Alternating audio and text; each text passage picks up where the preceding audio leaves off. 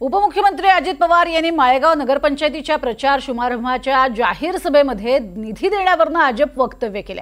तुम्ही मला 18च्या 18 उमेदवार निवडून दिले तर मी तुम्हाला सांगितलेलं सगळं द्यायला तयार आहे असं अजित पवारांनी म्हटलंय।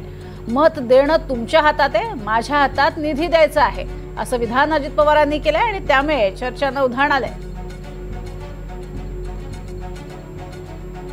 मित्रांनो, आपण सगळेजण मिळून केंद्राचा राज्याच्या खूप योजना आहे, पंतप्रधानांनी दिलेल्या, आम्ही राज्याच्या मुख्यमंत्री दोन्ही उपमुख्यमंत्री दिलेल्या त्या योजना नीट राबवल्या, त्याच्यातनं आपला माळेगावचा सर्वांगीण विकास होईल।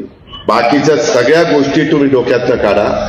अजिबात तुम्ही मला 18च्या 18 उमेदवार निवडून दिले ना, मी तुम्हाला सांगितलेलं सगळं द्यायला तयार आहे, पण तुम्ही तिथं काट मारली तर मी पण काट मारला। तुमच्या हातात मत द्यायचंय, माझ्या हातात निधी द्यायचंय, बघा काय ते।